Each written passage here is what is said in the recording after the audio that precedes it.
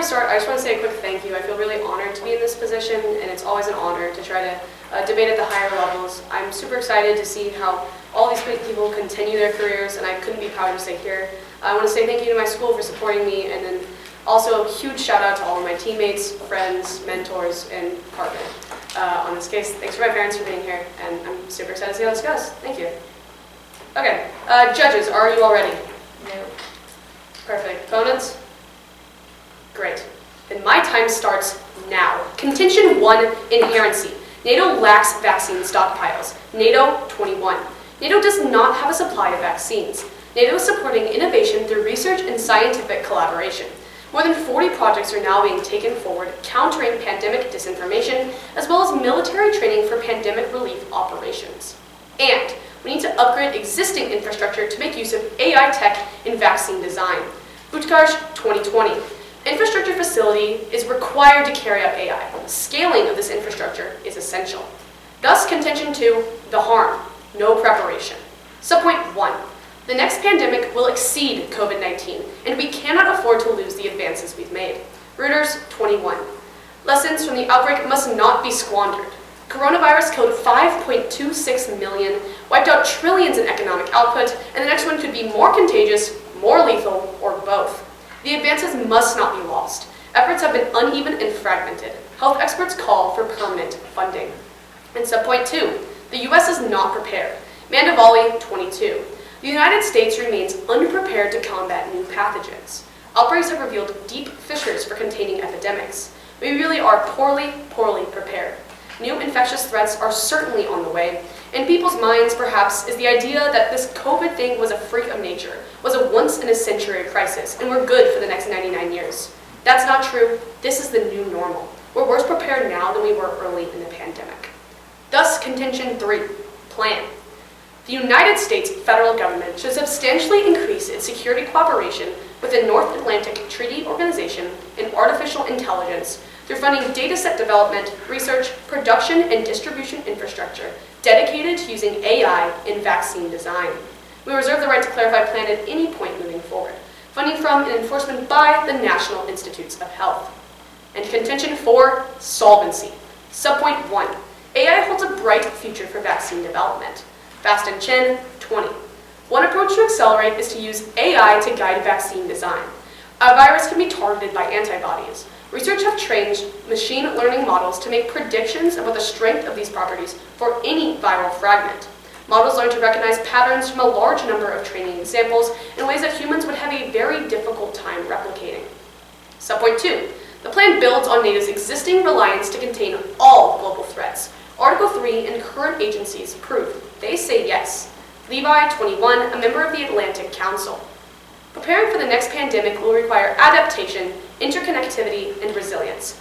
Intergovernmental alliances like NATO play a critical role in capacity building, which ensures a more secure world.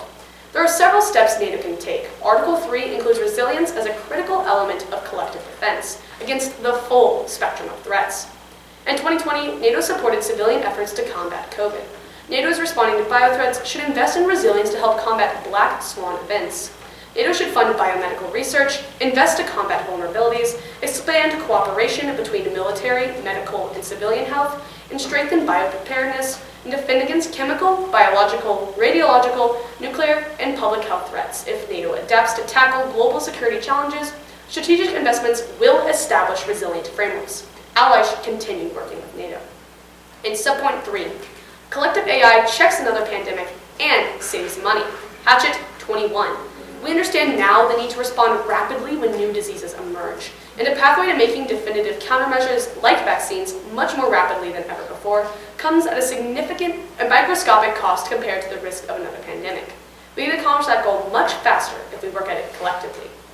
And contention 5 is advantages. Subpoint 1, retroactive application. In addition to curing new and emerging diseases, AI can be applied retroactively to diseases previously thought to be incurable. This is a high possibility for malaria. Gromova 21. Malaria is a life-threatening infectious disease. The registered number of malaria cases reached 229 million worldwide. Despite centralized multinational efforts, the funding gap between actual and needed investment continues to increase. Decades of research toward a suitable vaccine resulted in hurdles to generate an efficient vaccine. The entire span of computational, structural biology, and immunoinformatic tools accelerate malarial vaccine design. AI prediction of vaccine identifies novel antigens, predicts vaccine immunogenicity, and finds opportunities for diagnostic improvement. 2. Hep C is another example where retroactive application is feasible. Ramova, 21. Hep C is a blood-borne virus distributed around the globe, with over 71 million people who are chronically infected. Severe, life-threatening consequences of infections commonly manifest. The WHO launched an ambitious program to end the hepatitis epidemic, but drug-resistant viruses forms frequently don't follow such treatment. Thus, the complicated road toward a Hep C vaccine requires transformative innovations from the start. AI and ML tech have been applied in the context of hepatitis to predict epitopes and to design a vaccine. Although the economic benefit of a Hep C vaccine is clear, the funding gap needed to push progress forward limits the speed of R&D progress. Therefore, priority must be given to the implementation of frontline tech that can resolve obstacles in time and cost-efficient vaccine development. 3. Through PLAN, AI solves the harms and stops the catastrophic impacts of pandemics. This is National Library of Medicine, 17. The direct health impacts of pandemics can be catastrophic. Pandemics disproportionately affect younger, more economically active segments of the population. The availability of healthcare workers also decreases during a pandemic because of illness, deaths, and fear-driven absenteeism. Pandemics can cause acute short-term fiscal shocks, as well as longer-term damage to economic growth. World Bank's economic simulations indicate that a severe pandemic could reduce GDP by roughly 5%. During a severe pandemic, all sectors of the economy, agriculture, manufacturing, services, face disruption, potentially leading to evidence that have significant social and political consequences, even heightening social tension and discrimination. And subpoint 2 is national security. Pandemic preparedness is the key to military readiness. Wallen, 20. The impact of COVID is being felt across the country and across institutions. Military personnel are particularly vulnerable to this, the spread of the disease. Occupying tight quarters, the opportunities for transmission are numerous. Recent efforts to retrace the steps of a COVID-19 contractor highlights the seriousness of this situation. While necessary, such attempts to prevent the spread of the virus will unquestionably affect mission readiness, leading to high infection and quarantine rates, more hours, more fatigue, and errors. Finally, contention 6 is framework. Modern secular humanitarianism should be the framework in which we view this round. Kravitz, 19. Humanitarian medicine aims to provide essential relief to those destabilized by crises. Providing assistance in crises is a premise as old as human society and is one that is embedded in religious scriptures and social norms. Modern secular humanitarianism adheres to the original humanitarian principles of impartiality, neutrality, and independence. This changing context has brought both an increase in humanitarian need, and this practice touches on the core of what humanity entails. So, the team that best helps improve detrimental medical effects on humans in crises should be the team that wins this round. Only through PLAN can we provide solutions to the hundreds of millions of people possibly affected. Thus, it is time to enact PLAN. Thank you, and I stand open for cross.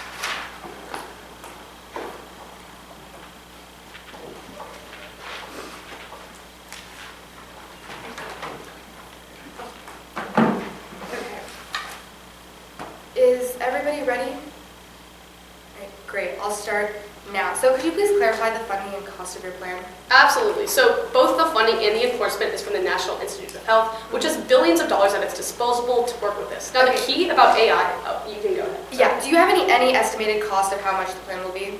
No, and that's the beauty of it. AI is constantly changing. It's adapting. It's evolving.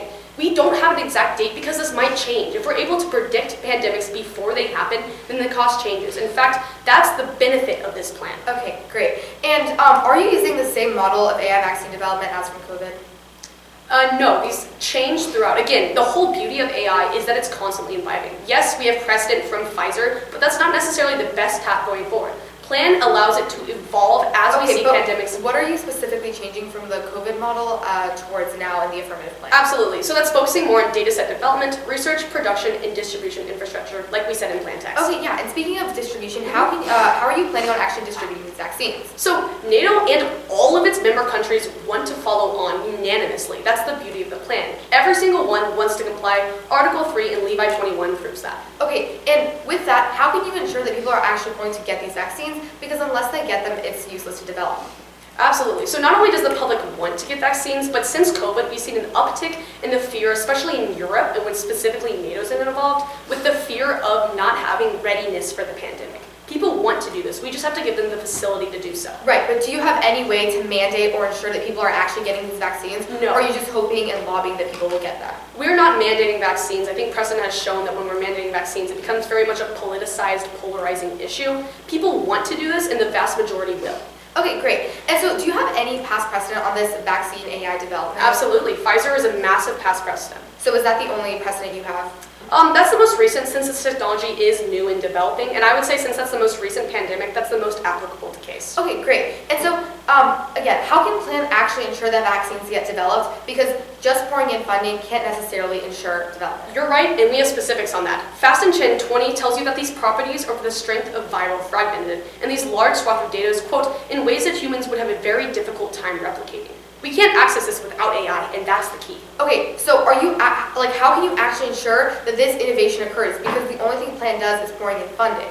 Because this innovation is happening, the thing that's stopping it from happening is funding. It's not that we cannot achieve this, it's not that we don't have the money to continue to do so. Okay, so you're saying if we get the money, then 100% then AI is going to develop the vaccines we need? Well, obviously research is trial and error, that's a massive part of it, but as a whole, yes. And because Pfizer's proven that, and because people want to, that's a massive reason for case. Okay, and one last question. So this is, with AI, you talk about how it's going to create a faster solution. Mm-hmm. Is the fastest solution best considering that we're not in a pandemic right now and we should have prolonged development? Yes. Can I answer this question? Yes, of course. Yeah, absolutely. Fast is priority. You can extend our sub-point 3 on our contingent 4 solvency, telling you that fast AI is the only way to save lives. In fact, this preempts it, so it's not even speed whatsoever, it's preemptive. Okay, thank you. All right, we're going to take one breath, and we're going to start that now.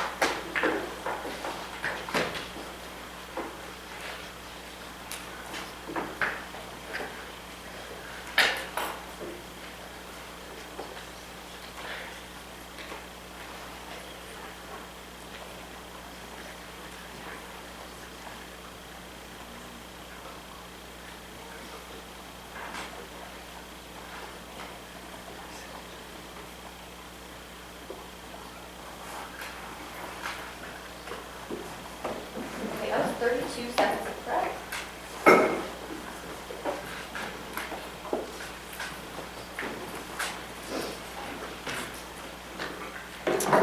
My name is Kelly Folk. I will be your first negative speaker, but before I begin, I would also like to say some thank yous. First, I want to thank my judges and everyone who's helped with this tournament today. Your time is everything, and the same to all of my opponents. My opponent's mentors and good friends, Celia and Paris, I wouldn't be here without you guys. My parents for driving me to tournaments and tolerating my stress levels this past week. My team, specifically my president and coach, you guys mean the world. And finally, my partner and someone I'm glad to call my best friend, Evelina. We made it to finals. So for an off-time roadmap, I'm just going to go through 3 DAs, harms, and solvency, and then framework.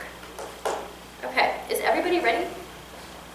All right, perfect. We're going to start time now. So beginning with the biological warfare DA, the uniqueness here is from Baker 22. Biological weapons are a major threat that is viewed as somewhat increasing. The top reasons for increasing bioweapons threat are dual-use technology and creating technologies that make biological weapons acquisition easier. And the threat is ever increasing, but fast development of vaccines will push us over the edge.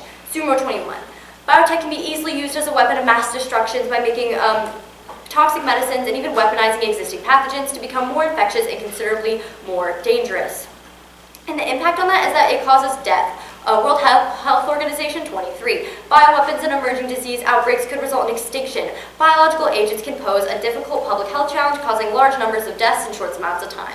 Biological agents can lead to epidemics. An attack involving a biological agent may mimic a natural event, which may complicate the public health assessment and response. And biowar has devastating effects, Riddle 2017. Biological weapons are unique in their indivisibility and their delayed effects. These factors inculcate fear and cause confusion among their victims and escape undetected. A biowarfare attack would cause sickness and death in a large number of victims, create fear, panic, and uncertainty.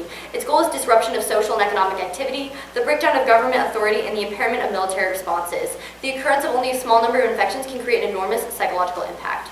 Exacerbating inequalities, DA, uniqueness. COVID affected poor countries the most. Nitio 21, COVID-19 has hit poor and vulnerable countries the hardest, threatening decades of hard-won gains while exacerbating existing inequalities in the poorest countries. The external financing need in these countries is projected to increase to 3% of GDP, translating to over $67 billion. And U.S. self-interest prevented them from sharing vaccines with LMICs or low and middle income countries, Lancet 21. The biomedical innovation system does not prioritize disease that is found predominantly in low-income and middle-income countries. An innovation that is fostered in high-income countries has delays in global introduction. Vaccine technology is not different. It takes years and sometimes decades for new vaccines to achieve the same level of uptake in LMICs as in high-impact countries. In the impact, the people of these countries are impacted in everything from the economy to human rights. UN 22. Impacts of inequality go far beyond income and purchasing power. Inequalities of opportunity affect a person's life expectancy and access to healthcare, education, water, and sanitation. They can curtail human rights through discrimination, abuse, and lack of justice, choke economic and social mobility, human development, and consequently depress economic growth. And additionally, there are growing evidence that high level of income and wealth inequality is propelling the rise of nativism and extreme forms of nationalism. Moving on to the third DA, the environmental DA. Uniqueness. Training and using AI causes tons of emissions. Nelson 22. AI can be highly energy intensive and environmentally damaging. The use of AI technology across all sectors produces carbon dioxide emissions at a level comparable to the aviation industry. And the link on this is the EPA recently as of 2020. Air pollution to smog and poor air quality has negative impacts on the health and welfare of U.S. citizens. And the impact. Air pollution causes a lot of death and casualties. World Health Organization 22. Air pollution is associated with 7 million premature deaths annually. So because of the deaths caused through biowar, the inequalities caused through exacerbating inequalities DA, and because of the emissions in the environmental DA, there's no reason to vote for Plan Judge. And moving on to harms attack, global disease will decline, and the worst diseases are not vaccine preventable. This is Mathers and Lonkar 2006. Deaths from infectious diseases will decrease overall. By 2030, 3 leading causes of illness will be HIV and AIDS, depression, and heart disease, and those cannot be solved with vaccines. There's additionally alt cause to global disease. Like developing countries don't have the infrastructure, Walsh 2015.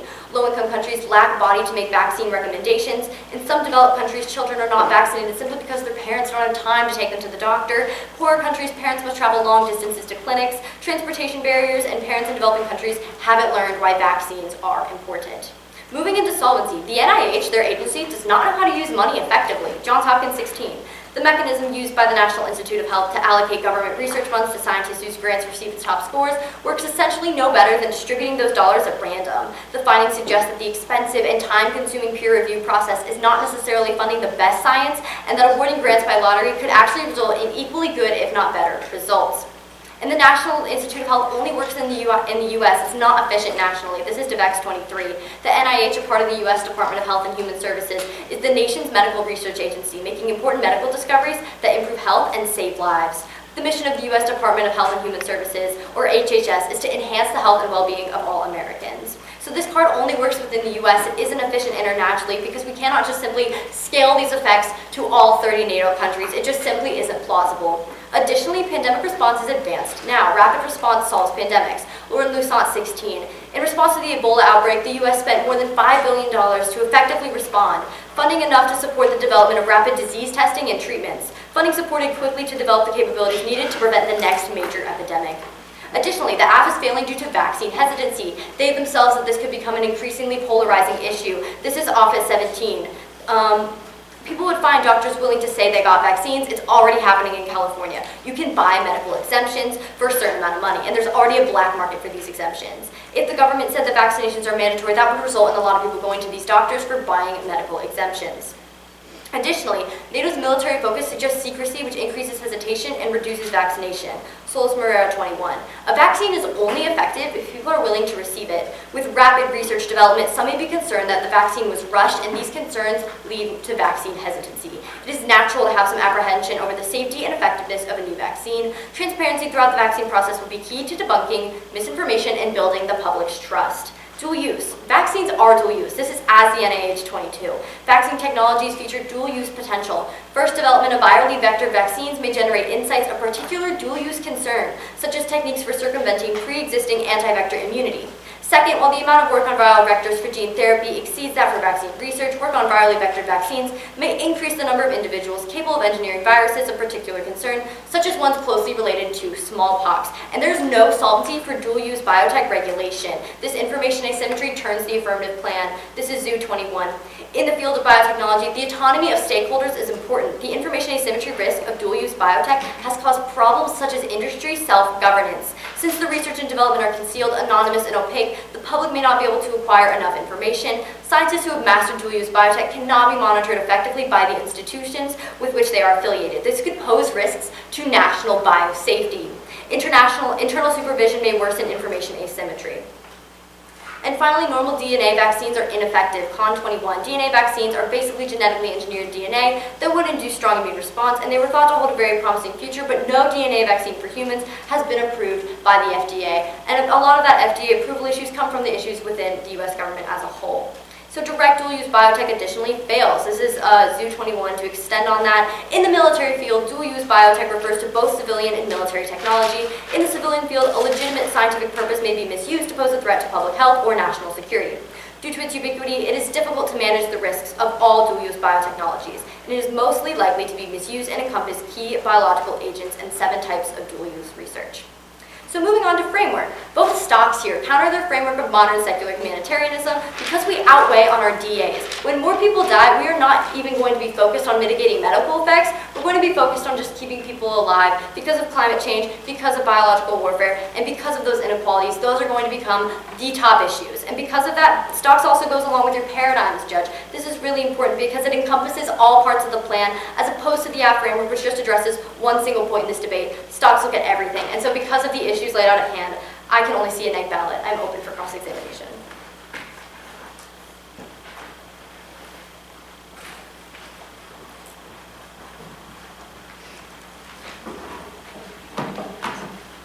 Okay, judges ready? Perfect. Time starts now. Let's go into that biowar DA. Yeah. How often has a biowar happened? Right, so I can totally have my partner extend on this, but basically we have a table listed of certain past precedents that have happened. We see how many? Is my question. How many biowars? how many. I mean, I can count. Okay. How often was that biowar directly because of AI? Directly because of AI, although the examples do not specifically say that, they do say biological weapons are the key problem. Okay, but but to Lincoln, right? You got to be specific to case. It's not any biotech. Right, it's specific to vaccines, but not necessarily the AI part of it. AI is my question, since we fall under the AI part of plan. Right, yeah, because AI, as you said, is very recent. That isn't necessarily So it's never been caused before by AI. not by AI. Okay. How many deaths generally occurs due to biowar? Biowar. I'm not sure. I don't think I have that quantified. So I if have we- the other DAs. Okay, so if we don't know how many people died and it has never been caused by AI, how does this link directly to case? What's the uniqueness here? Right, so basically the uniqueness is essentially that even though we've seen biowar in the past, development of vaccines is going to make this an even more likely probability. Okay, we can move on to the exacerbating inequalities DA. Yeah. I think my main question here is how has COVID not triggered it, right? Because your whole uniqueness is that poor countries are being hit the hardest. Which Right. means there's already been human rights violations in status quo. Right, So how is this unique? So COVID has triggered this, and the point is Okay. going to be that the next pandemic will too under plan Okay. because there's no insurance So that it's low and middle income countries are going to be receiving the same Okay, level. so it's not triggered by case. It's just an issue in the status quo. It's going to be triggered again by case under the app's But it's assumption already that there's happening. going to be another pandemic. But it's already happening. It has happened before. And Is will it happen happening right now? again. Yes. Okay. Next on to the pollution DA. Again, my uniqueness, I think the question is, how would this issue with AI not have already been caused? Right, so essentially what's going to happen is it's going to be exacerbated even more. Right? So, Because but we're it's using already more AI. happening in status quo is my question. Right, it has happened before. That's how we got the Is it science, happening but it right can now? happen again. The plan is going to make it much, much worse. Is it happening right now? Yes. Okay. So neither your exacerbating inequalities DA nor your pollution DA have uniqueness. However, they do still link in. and But they they're don't still have an important part of uniqueness. the case. Do they have uniqueness? No. Okay. Next, when we're going on to harms, I think my main question here is, almost that aren't like unpreventable diseases. Are you saying that to win this point, we have to show you that we cure HIV, AIDS, depression, etc.? Well, it basically says that there's other issues that are going to be causing people to die more often. So like the impacts of modern secular humanitarianism and those, mitigating those medical effects aren't even going to match the death levels that come from HIV and AIDS, depression, and heart disease. Okay, but we don't have to solve that under plan, right? That's not one of the harms we listed. That's just a harm in the status quo. Well, under that, the like, advantage of depression exists. retroactive application, it would assume that you would have to apply it to other diseases. Okay, perfect. That's time. Thank you. Set up. So my name is Pars Pinato. I'll be the second affirmative speaker. Just a few thank yous. I think most of it's already been echoed by my partners, my teammates. But I just want to thank, first of all, the judges. I want to thank Marian University for hosting this amazing competition. I'm really thankful that I started off in debate in freshman year, so I'm really thankful I've been able to continue it through my junior year, and I hope to be back here senior year. I want to thank my partner, who's unfortunately graduating this year. We'll definitely miss her. The debate is definitely going to lose a great person. I want to thank all my mentors, my coaches, my past and current mentors, and I want to, of course, thank my parents, who unfortunately couldn't make it today due to travel, but thank you for dropping me off to debate every day and picking me up as well. But on that note, I'll just get started. So for a brief off-time roadmap, it's pretty much just going to go, there are 3 DAs in order. So that was the biowarfare DA, the exacerbating inequalities DA, the pollution DA. That's going to go to their harms attacks, solvency attacks, and framework debate at the end. Okay. So if we're all ready, we can go ahead and start. Now, first let's talk about their biowarfare DA. There's no uniqueness. The neg overlooks the fact that all research is inherently dual use. The attack isn't unique to our plan because the research that is dual use just goes overlooked. Here's evidence 22. All research is dual-use research. In this complex social system, what questions get asked, like whether an AI tool could be used for ill, has as much to do with institutional culture, economics, politics, and ethics as with the science itself. The government overlooked many ways biological innovation could become concerning. Over time, the potential for such diverse, unknown threats has grown, but current oversight puts substantial resources towards research that officials know might be concerning, with barely any left for the rest. The Commission should expand its understanding of biosecurity, embracing the point that all research is inherently dual use. Guards, gates, and guns only help when it's clear what the threats are and what it is to be protected. In the world of emerging biotechnology, nothing is clear. But furthermore, their DA doesn't even link to our plan because the oversight of multiple NATO countries ensures governance and no dual use. Here's Ju 21.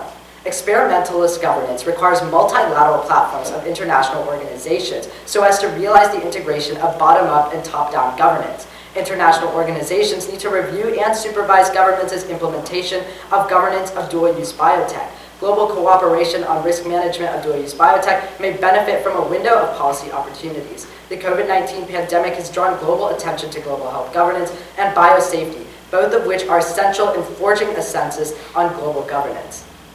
But judges, ultimately, even if you do believe that that this DA links to our plan, their impact simply does not outweigh the impact of our case, because historically, bioterror has been unsuccessful. Here's Pinker 18. Biological agents are particularly ill-suited to terrorists, whose goal is theater. Natural selection among pathogens works against sudden and spectacular devastation. Violence and contagion trade-off the evolution of germs will frustrate the terrorist's aspiration to launch a headline-worthy epidemic that is swift and lethal. Breeding a fine-tuned germ would require experiments on living humans that even terrorists are unlikely to carry off. The world has seen just one successful bioterror attack, which killed no one. It's difficult to re-engineer a complex, evolved trait by inserting a gene or two. I don't think that we are close to understanding how to insert combinations of genetic variants in any given pathogen that act in concert to generate high transmissibility and stability high for humans. Advances in biology work the other way as well, make it easier for the good guys to identify pathogens, invent antibiotics, and rapidly develop vaccines. Negative biases inflate the odds. And now let's move on to the exacerbating inequalities DA. So once again, we'll have 3 points here. One, during cross-sex, the neg team admitted in saying that right now, their impact is status quo. Now this is going to be really key in today's debate, judges, because in order for a disadvantage to actually be applied for a plan, it has to be unique to the plan, in that the plan has to be the only cause of this disadvantage. However, if the neg came up here and automatically said that right now there are human rights violations, there are violations due to inequality, inequalities in the status quo, then there's no reason to believe that this plan and only enacting this plan will actually cause the disadvantage. This can be flowed completely out of the round. But even if you do believe it links, their impact once again doesn't outweigh. Their impact is status quo. It talks about inequalities occurring right now, and it doesn't lead to the mass amount of deaths that we've already outlined in our harms. Judges, you want to weigh magnitude on that. And finally, on the pollution DA. So one, no link. Even if everyone stopped all emissions today, it wouldn't stop warming. This is Cascio 19. There's a 25 to 50-year lag between the emission of atmospheric carbon and its persistent impact on temperature. The environmental disruption attributable to global warming we're seeing now is a result of carbon emissions through the 1980s. We could cut off all carbon emissions today, globally, and still see another generation of warming. This produces no observable benefits for 20 years or even longer. Judges, even if we weren't going to pass our plan, warming is still occurring in status quo, and in order to actually resolve what's going on in status quo, it takes years and years of work.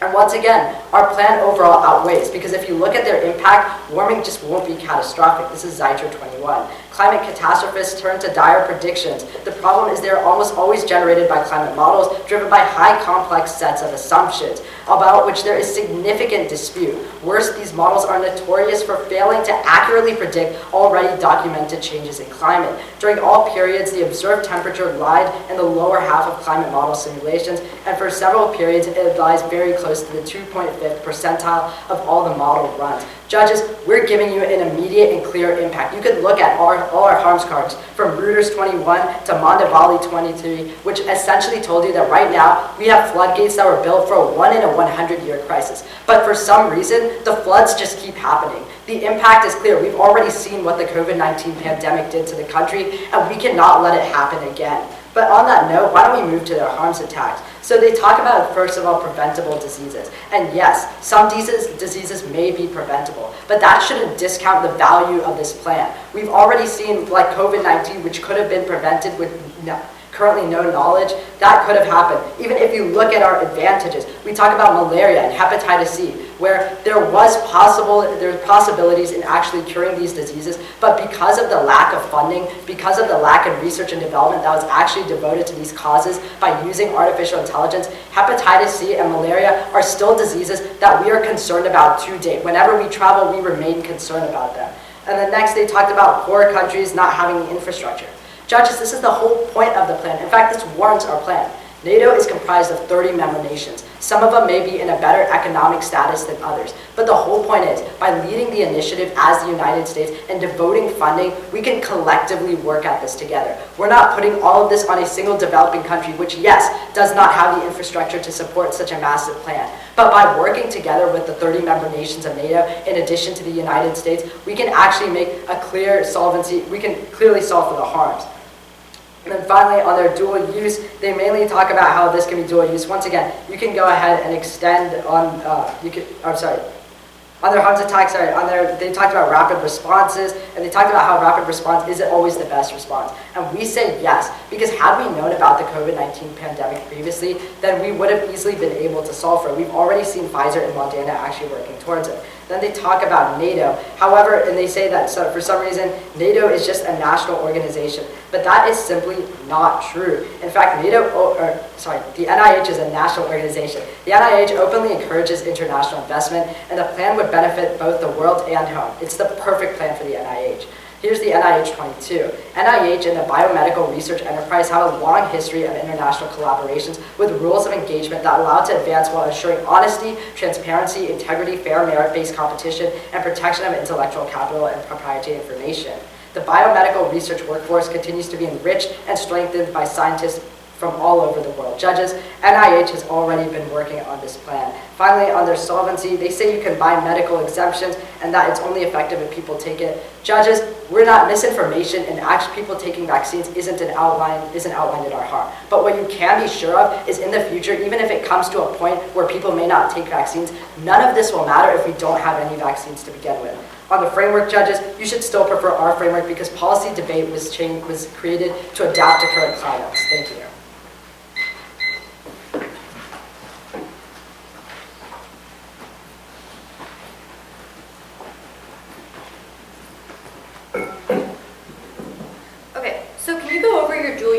real quick that you said at the start? So the dual use, so just like the uniqueness. It's just like the tag, just the tag. Okay, so uniqueness is that neg overlooks the fact that right now all biotech research is inherently dual use, so it's not unique to our plan. The link is that oversight of multiple NATO countries will ensure that there's governance over this plan, so it can't even become dual use because we already have a multilateral countries that are looking over this plan and actually regulating it. And Okay, perfect. Can a vaccine be effective if people aren't willing to get it? I think that if you're looking that far in the future, then none of that's going to matter, even if you won't have vaccines to begin with. Okay, but how exactly does the plan create vaccine infrastructure? What more is required? Okay, yeah, so you can actually refer back to our inherency card, so both of them. The first one tells you that right now, NATO does not have vaccine stockpiles at all. And then the second card tells you that in order to actually take advantage of AI, we have to upgrade the infrastructure within NATO. Okay, like what types of infrastructure are we talking? That's in our plan text, so you can go to, I think it was data set development was one, research, production, and distribution. Okay, so like do any specifics on that, like research centers, we need like specific funding, things like that? So, okay, so that's a big thing. So you bring up a good point about the specific funding. So if you go back to our advantages, specifically around malaria and hepatitis C, and you look at that card text, it actually says that previously, when we set a limit to funding, it couldn't be solved because of that limit, we didn't have enough money to put into R&D, into research, into emerging technologies such as AI. But by enacting a plan where we don't specify a funding limit, we're going to be able to take advantage of a numerous amount of funding that the NIH has, numerous amount of funding that NATO member countries have. Okay, perfect. So is carbon emissions the only cause of warming, just moving on to your climate change point? Is carbon emissions the only cause? Is that the claim you're making here? It's not the only cause of warming. That's not the claim we're making. Okay, perfect. So if we do nothing about climate change now, then won't it become a bigger issue later? But the whole point is that climate change is occurring now. It's not unique. In order for it to be a disadvantage to the plan, it has to be triggered directly by the plan. It's a cause-effect relationship. But if climate change is already occurring, then you can't just say by adding plan, things are going to get worse. Because what's clear is it's already happening in status quo. Even if everyone stopped their emissions right now, we wouldn't be able to solve for warming. There's no reason it's like links directly to the plan. The plan isn't making it worse, per se. Okay, those are all my questions. Thank you. Okay, great. So, hello, my name is Evelina, and I will be your second negative speaker today. Like everyone else here, I'd like to start with a few thank yous before I begin. I would like to thank my team and program for obviously being the reason why I can be here today. Everyone who helped put this tournament together and allowing everyone to be here again. I'd like to thank my parents and my brother for always supporting me in debate and always being here for me. Lastly, I'd like to thank my opponent, Celia and Paris, for being wonderful mentors and friends for the past couple years, and my wonderful partner, Kelly. I wouldn't be here without you.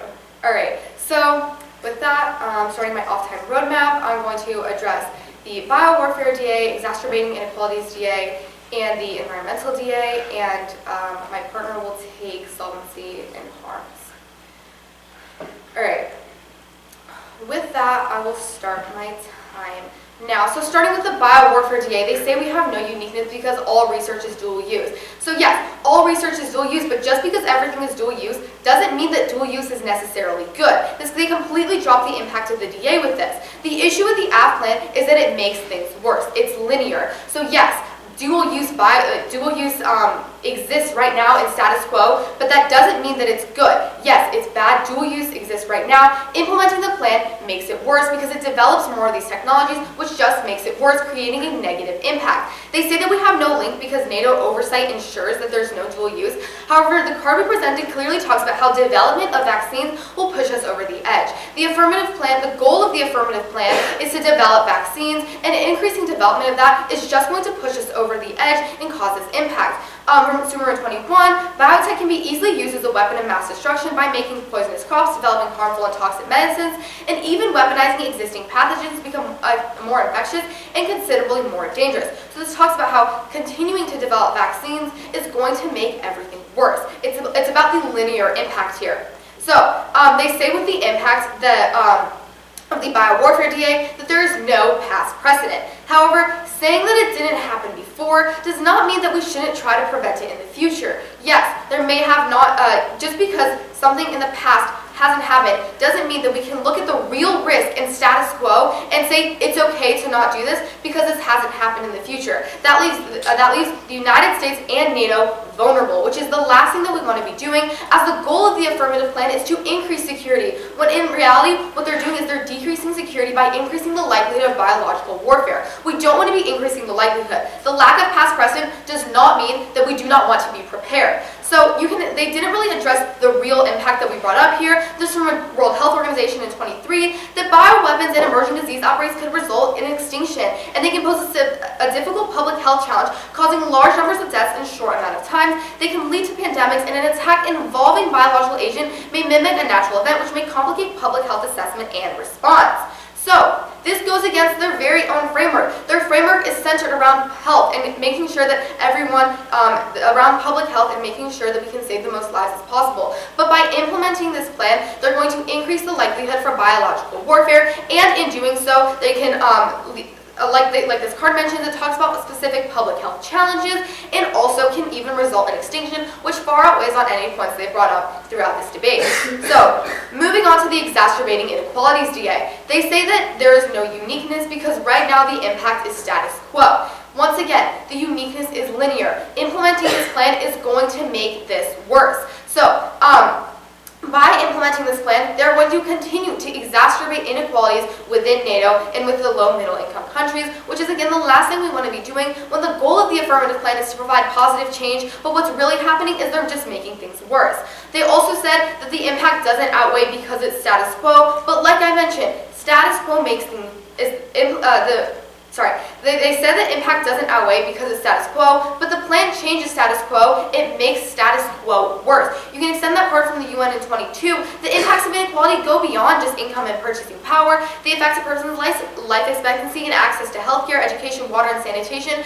And those, once again, link to their own framework. Their own framework that they brought up in the debate was trying to help save lives and to create public health. But what they're actually doing with these disadvantages is they're making it worse. With the biological warfare DA, they're making it worse because they're risking the issue, they're risking public health challenge and epidemics, and actually leading to extinction, which once again outweighs on any point they brought up. And with the exacerbating inequalities DA, like it talks about here, with these low middle income countries, they can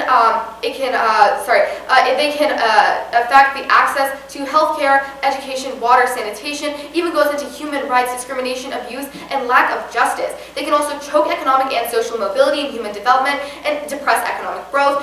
Growth entrenches uncertainty, vulnerability, and insecurity, and undermines trust in institutions and the government. By undermining trust in the government, that actually links to the solvency attack we brought up about how not everyone is going to use these vaccines. Once again, my partner will address that in her speech as she's mostly taking solvency, but in undermining trust in governments, what's going to happen is that already in status quo, people do not trust vaccines, and the plan cannot ensure that people will trust these vaccines. And in implementing this plan, by decreasing the trust in governments and decreasing trust in these institutions, what's going to happen is the number of people who aren't going to take these vaccines is going to go up because trust is going down. If an institution goes out and says we have developed this new vaccine and it's positive, that doesn't necessarily mean that everyone is going to use it. And like I mentioned, decreasing trust means that people are less likely to use it. With the environmental DA, they say there's no link because stopping all emissions won't solve warming. Now, that doesn't mean we shouldn't do anything. Doing nothing is choosing to kill people and goes fully against their framework. They're trying to frame the debate around saving lives, but every single part of this or of these disadvantages is turning their entire framework against them. The plan is choosing to kill people. Just because ending emissions necessarily isn't going to stop global warming, that doesn't mean that implementing the plan is going to have these environmental impacts and make it worse right now. With climate change, if we do nothing, they say that with climate change, they say with climate change that stopping emissions is never going to solve anything. But if we really look at this here, by doing nothing, they're just making everything worse. We can slow down climate change and not implementing this plan. We can stop the effects from happening now. What the affirmative is doing is having all these effects of climate change happen right now as fast as possible, which once again fully goes against their framework. With climate change, if we do nothing, it'll still get worse. They had no response to this in Cossacks. So all three of these advantages Yes, there are problems in status quo right now, but implementing the plan is going to make these problems far worse than they are in status quo right now. And all of these disadvantages go 100% against the framework that the affirmative presented themselves. They decided on this framework of public health and saving lives, but in reality what they're really doing is they're diminishing public health, and they're actually not they're killing more people as a net to status quo. With the biowarfare DA, like I mentioned, it can even lead to extinction, which outweighs on any impacts that they have brought up in the previous speeches. They say that there's no past precedent on the biowarfare, but like I mentioned, just because things haven't happened before does not mean that we don't have to be prepared for what's going to happen in the future. We cannot look at this blindly and say, this hasn't happened before, so it's never going to happen again. Just because something didn't happen before doesn't mean that things, once again, will not happen in the future. With the exacerbating inequalities DA, things are going to get worse, and it's actually it increases distrust with the government. And they say that their impact outweighs because we're just remaining status quo, but this is not true. The impact is worse than status quo because it's making status quo worse. All of these impacts of inequalities in life expectancy, healthcare, education, water, and even sanitation, those are going to get worse if we implement the plan. So, with all of these disadvantages that all 100% go against their framework and all create a net negative to implementing the plan, if they're just looking at this blindly, saying that these disadvantages won't happen because they already happen in status quo, they are making status quo worse. AF is just making things worse, so I can only see a neg ballot in today's round.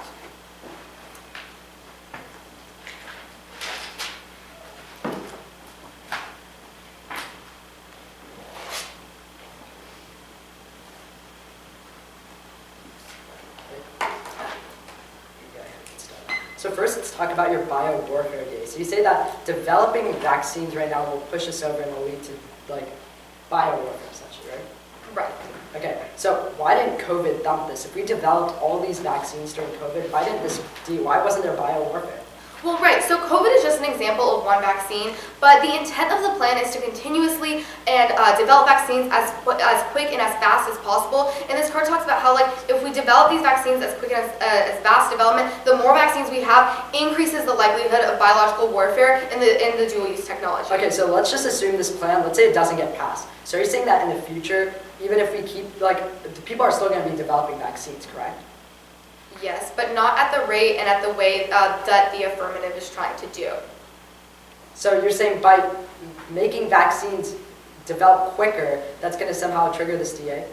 Well, so the issue with the disadvantage is that if you implement this type of plan, what's going to happen is this quick, fast as possible development of these vaccines that's going to increase the likelihood for biological warfare. Ultimately, there's the same number of vaccines, whether it's developed quicker or slower, there's the same number at the end of the day, correct? But there isn't, you didn't provide any information regarding when this would be, but we can only talk about what's happening right now. And what we know is that right now, if we're assuming that plan passes immediately, we're going to see these impacts right now developing as fast as possible. And now let's talk about your exacerbating DA. So your impact card, so what is the text in your impact card currently occurring right now?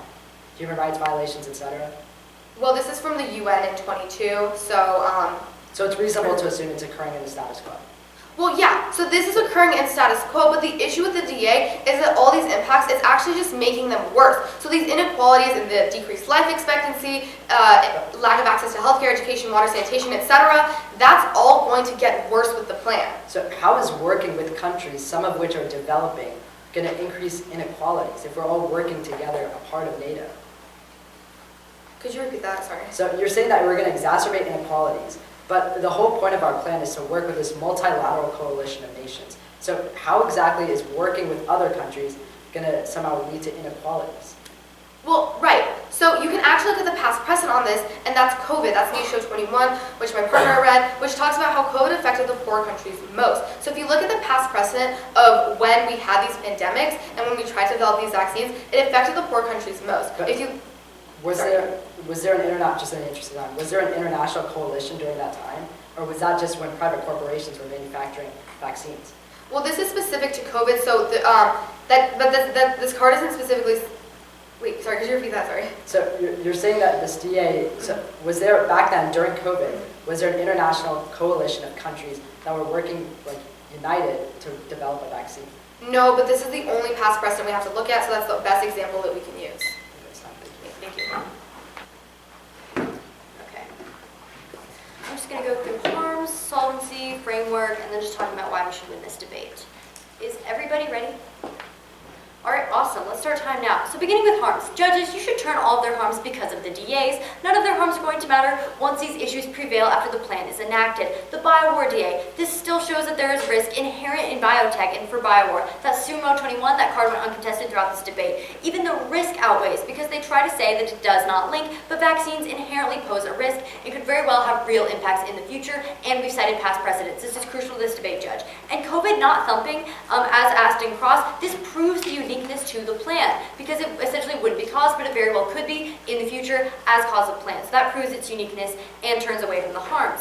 Inequalities DA. The response here is that we are not working with one country. The issue isn't if we are working with more countries, it's distribution. And no specifics were given to me in cross when I asked for what infrastructure, and the plan is just simply not ensure sharing to LMICs. This affects everything, people's lives, healthcare access linking into their framework. It links into government conflicts. This is a key impact because none of it is going to matter when we see these issues happening again. The environmental DA, this also turns their harms because carbon emissions from the 80s are not the only cause of climate change. We have to tackle it now. We can't just simply overlook this. We understand that AI infrastructure is going to exacerbate this specifically. You can pull that as well from the 1AC, for the 1NC, sorry. The impact is that a bunch of people are going to die from climate change. We can't overlook this point either. Pull WHO 22 that millions die from this already, and plan is going to make it worse. Pandemic response is also already advanced. Cite the Ebola card from the 1NC. This is we know how to respond to pandemics in status quo. Shows that harms are not present and they're going to be exacerbating issues that outweigh entirely. So because of that, you can turn their harms in this debate and vote on significance and turning their harms. So moving into solvency, keep the dual use point in the debate. The AF admits that all research is technically dual use. This is important. Extend ZOO 21 from the 1NC. This says that dual use poses a risk to biosafety, which links right into framework. No vaccine, additionally, will be effective if we cannot get people to get vaccinated. We saw this during COVID. This circumvents the entire plan. If people just simply won't get the vaccine because as what is submitted by the AF, it's a highly polarizing issue, then there just simply isn't going to be any sort of advantages. It circumvents their whole case.